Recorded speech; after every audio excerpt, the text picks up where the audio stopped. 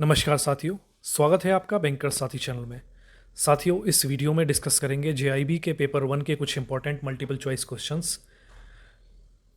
First question है, the first nationalization of banks was on. तो सबसे पहले नेशनलाइजेशन बैंक्स का कब किया गया था? तो ये करेक्ट ऑप्शन है इसका 19 जुलाई 1969। 19 जुलाई 1969 का वो ऐतिहासिक दिन जब पहली बार बैंक्स को नेशनलाइज किया गया था। नेक्स्ट क्वेश्चन है, the name Reserve Bank of India has been given to RBI because. तो हर एक देश का सेंट्रल बैंक होता है, ऐसे ही भारत का जो सेंट्रल बैंक है वो आरबीआई है। अब आरबीआई को रिजर्व बैंक क्यों कहा जाता है, रिजर्व बैंक ऑफ इंडिया क्यों ना इसे नाम दिया गया, तो वो पूछा है। उसके ऑप्शंस हैं, it has large amount of reserve and surplus. Second है, it keeps the foreign exchange reserve. Third है, it keeps the reserve and commercial bank in form of CRR and SLR. तो इसका जो करेक्ट ऑप्शन है वो option C है, it keeps the reserve of the commercial bank in form of CRR and SLR. तो इसीलिए इसको reserve Bank of India कहा जाता है। नेक्स्ट क्वेश्चन है, guilt aged security market is the market for. तो अलग अलग तरह की मार्केट्स हैं फाइनेंशियल मार्केट, फाइनेंशियल सिस्टम में। तो उन्हीं में एक है गिल्ट एज्ड सिक्योरिटी मार्केट। तो ये यहाँ पर किस चीज़ की मार्केट है? ये ऑप्शंस हैं इसमें, market for trading in gold, market for trading in silver, market for government securities, या फिर मार्केट फॉर इंडस्ट्रियल सिक्योरिटीज़। तो ऑप्शन इसमें जो करेक्ट है वो है option C, market for government securities. तो गिल्ट एज्ड जो सिक्योरिटी मार्केट है वो गवर्नमेंट सिक्योरिटीज़ की मार्केट होती है।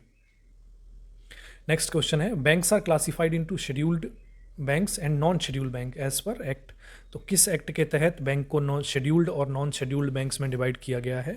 ऑप्शन हैं इसमें, banking regulation act, RBI act, third है कंपनीज एक्ट और फोर्थ है निगोशिएबल इंस्ट्रूमेंट एक्ट। तो साथियों, आरबीआई एक्ट जो है उसके अकॉर्डिंग बैंक्स को डिवाइड किया गया है शेड्यूल्ड बैंक और नॉन शेड्यूल्ड बैंक में। जो भी आरबीआई के शेड्यूल 2 है जो उसमें जो भी क्लासिफाइड हैं बैंक्स जो उसमें आते हैं वो शेड्यूल्ड बैंक में आते हैं, और जो उसमें नहीं है, बाकी सारे बैंक जो होंगे जो उसमें नहीं है वो नॉन शेड्यूल्ड बैंक की कैटेगरी में आएंगे। नेक्स्ट क्वेश्चन है, the market where the already issued share are sold and purchased. तो ऐसी मार्केट जहाँ पर शेयर्स की ट्रेडिंग होती है, जो ऑलरेडी इशू किए जा चुके हैं शेयर, तो उस मार्केट को हम क्या कहेंगे? ऑप्शंस हैं, stock exchange, capital market, mutual fund market या मनी फंड मार्केट। तो ऑप्शन ए इसमें करेक्ट है, स्टॉक एक्सचेंज। हम सभी जानते हैं यहाँ पर जितने भी कंपनीज जो लिस्टेड होती हैं उनके स्टॉक्स की फ्री ट्रेडिंग होती है, फ्रीली ट्रेड होते हैं, कोई भी उन्हें खरीद बेच सकता है। अब होता यह है, जो सबसे पहले जब कंपनीज कोई इशू करती हैं, जो आईपीओ लेके आती हैं, तो वो प्राइमरी मार्केट में आता है, और एक बार जब वो शेयर्स एक बार प्राइमरी मार्केट में आ जाते हैं, उसके बाद जब उनकी ट्रेडिंग शुरू हो जाती है तो फिर वो स्टॉक एक्सचेंज पे ट्रेड होते हैं। Dash are local institutions functioning like bank. तो कौन से इंस्टीट्यूशन हैं जो लोकल इंस्टीट्यूशंस हैं जो बैंक्स की तरह फंक्शन करते हैं? Local area banks, indigenous banks, private bank या फाइनेंशियल इंस्टीट्यूशंस। ये चारों ऑप्शन हैं। तो इसमें ऑप्शन बी जो है हमारा वो सही है, इंडिजिनस बैंक्स। नेक्स्ट क्वेश्चन है, an increase in CRR by RBI leads to decrease in deposit, increase in deposit, increase in lendable resources या फिर डिक्रीज इन लैंडेबल रिसोर्सेज। तो सीआरआर साथियों क्या होता है? Cash reserve ratio. एक पर्टिकुलर अमाउंट है, एक परसेंटेज है, जो बैंक्स के जो भी net demand and time liabilities हैं उसका एक पर्टिकुलर परसेंटेज बैंक्स को आरबीआई के पास रखना होता है, उसी को हम कैश रिजर्व रेशियो सीआरआर कहते हैं। अब इसमें क्या है, अगर आप सोच के देखिए, अगर आरबीआई सीआरआर को बढ़ा देता है तो बढ़ाने का मतलब ये है कि बैंक्स को अब ज़्यादा पैसा आरबीआई के पास रखना होगा। तो बैंक को जब ज़्यादा पैसा आरबीआई के पास रखना होगा तो बैंक के पास पैसा कम बचेगा, और जब पैसा कम बचेगा तो कम ही वो लेंडिंग कर पाएंगे। तो जब भी सीआरआर आरबीआई बढ़ाता है तो वहाँ पर जो बैंक के जो लेंडेबल रिसोर्सेज होते हैं, यानी कि वो रिसोर्सेज, वो फंड्स जिनसे वो लेंडिंग कर सकता है, वो कम हो जाते हैं, डिक्रीज़ हो जाते हैं। When it reduces the CRR it results in. तो अब ये उल्टा सीन हो जाएगा यहाँ पर, क्योंकि जब सीआरआर कम किया जा रहा है आरबीआई के द्वारा, कैश रिजर्व रेशियो अगर कम किया जाएगा तो फिर जो पहला ऑप्शन क्वेश्चन हमने देखा उसके अपोजिट होगा, यानी कि जो सीआरआर जब कम हो जाएगा तो बैंक के पास ज़्यादा पैसा होगा लैंड करने के लिए, और जब ज़्यादा पैसा बैंक के पास होगा लैंड करने के लिए तो वो उतनी ही ज़्यादा लैंडिंग करेंगे। तो इसका ऑप्शन जो है वो सी करेक्ट है, increase in lendable resources. Next question है, under development financing what are the type of beneficiaries supported by banks. तो जो डेवलपमेंट फाइनेंसिंग है उसमें किस तरह के बेनिफिशरीज़ हैं जिनको बैंक के द्वारा सपोर्ट किया जाता है? Small scale unit, small farmers, artisans या फिर all of these.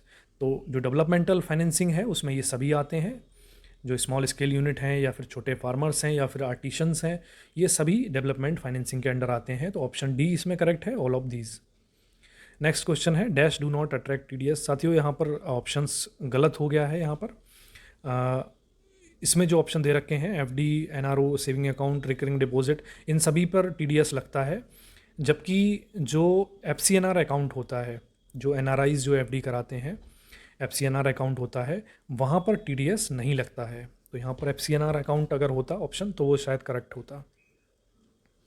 Next question है CRR is to be maintained with reference to. तो सीआरआर जो है वो किसके रेफरेंस में मेंटेन किया जाता है? तो ऑप्शंस हैं time liabilities, demand liabilities, time and demand liabilities, gross time and demand liabilities या फिर net time and demand liabilities. तो ऑप्शन ई इसका करेक्ट है, net demand and time liabilities. उसके हिसाब से जो बैंक्स की net demand and time liabilities होंगी उसका एक सेट परसेंटेज जो कि आरबीआई के द्वारा फिक्स किया जाता है और चेंज किया जाता है समय समय पर, उसकी परसेंटेज जो है वो सीआरआर के रूप में आरबीआई के पास बैंक्स को रखनी होती है। नेक्स्ट क्वेश्चन है constitutes demand deposit of banks. तो पूछा है कौन कौन से ऐसे डिपॉजिट हैं, ऐसे अकाउंट हैं जो कि बैंक के डिमांड डिपॉजिट का पार्ट हैं। तो ऑप्शन है इसमें recurring deposit, term deposit, call deposit account और current and saving deposit bank account. तो दो तरह के डिपॉजिट बैंक्स के पास होते हैं, या टाइम डिपॉजिट होते हैं और डिमांड डिपॉजिट होते हैं। टाइम डिपॉजिट जिनका एक सेट टाइम है कि उतने समय के बाद ही वो पैसा निकलेगा, बैंक के पास टाइम है उतने उस रिसोर्सेज को उस टाइम तक बैंक यूज़ कर सकता है। डिमांड डिपॉजिट ऐसे हैं जो कि ऑन डिमांड बैंक को देने होंगे। अगर कोई पर्सन है जिसका कोई ऐसा डिपॉजिट है जो वो कभी भी अपने अकाउंट से विड्रॉ कर सकता है, बैंक से विड्रॉ कर सकता है, तो वो सारी जो डिपॉजिट होंगे वो डिमांड डिपॉजिट की कैटेगरी में आएंगे। अब जैसे आप देख रहे हैं कि आरडी का भी एक फ़िक्स टाइम है कि उसके बाद ही मैच्योर होगी तभी वो पैसा जाएगा। टर्म डिपॉजिट का भी एक मैच्योरिटी पीरियड होता है, उसके बाद ही जितने टाइम के लिए टर्म डिपॉजिट खोला गया है उसके बाद ही होगा। तो ऐसे ही कॉल डिपॉजिट अकाउंट है, और जो करंट उनका भी टाइम है, और करंट और सेविंग बैंक अकाउंट जो है वो डिमांड डिपॉजिट की कैटेगरी में आते हैं, क्योंकि ऑन डिमांड करंट अकाउंट में तो बहुत ज़्यादा ट्रांजैक्शंस होते हैं, आप सभी जानते हैं। तो ये जब भी कस्टमर डिमांड करेगा, कोई भी चेक इशू करेगा तो ये पैसा बैंक को देना होगा। ऐसे ही सेविंग अकाउंट में भी कभी भी पर्सन विड्रॉ कर सकता है, तो ये डिमांड डिपॉजिट की कैटेगरी में आएंगे। नेक्स्ट है सीआरआर इज़ प्रिस्क्राइब्ड इन। तो कैश रिजर्व रेशियो सीआरआर, इसको किस एक्ट में बताया गया है? Companies act, banking regulation act, reserve Bank of India act या फिर नेगोशिएबल इंस्ट्रूमेंट एक्ट। तो सीआरआर जो है वो आरबीआई एक्ट में इसके बारे में बताया गया है, reserve Bank of India act. इसको आप पढ़ लें, इसके कुछ इंपॉर्टेंट जो सेक्शंस हैं। और सीआरआर को बताया गया है आरबीआई के सेक्शन 42 में सीआरआर के बारे में बताया गया है, बल्कि सेक्शन 42 का सब सेक्शन 1 है, वहाँ पर सीआरआर की बारे में बताया है। नेक्स्ट है dash is interested with the task of developing international trade in India. तो इंटरनेशनल ट्रेड इंडिया में डेवलप हो, इसके लिए किसकी जिम्मेदारी किसको दी गई है? तो आरबीआई है, reserve Bank of India, EXIM bank, ministry of commerce या डी ऑल ऑफ दीज। तो वैसे तो सभी की ये जिम्मेदारी है कि इंटरनेशनल ट्रेड बढ़े इंडिया में। आरबीआई भी उस दिशा में काम करता है, मिनिस्ट्री ऑफ कॉमर्स भी काम करता है। लेकिन अगर स्पेशली पूछा जाए कि इंटरेस्टेड जिसका टास्क मेन यही है, तो वो एग्जिम बैंक होगा, एक्सपोर्ट इंपोर्ट बैंक जिसे हम कहते हैं। तो एग्जिम बैंक यहाँ पर करेक्ट ऑप्शन होगा, ऑप्शन बी यहाँ पर करेक्ट है। When was EXIM bank setup in India. तो एग्जिम बैंक को कब सेटअप किया गया था इंडिया में? तो ये जनवरी 1982 में, जनवरी 1982 में एग्जिम बैंक को सेटअप किया गया था इंडिया में। तो साथियों इस वीडियो में इतना ही था। आई होप कि वीडियो आपको पसंद आया होगा। मिलते हैं नेक्स्ट वीडियो में। Thank you.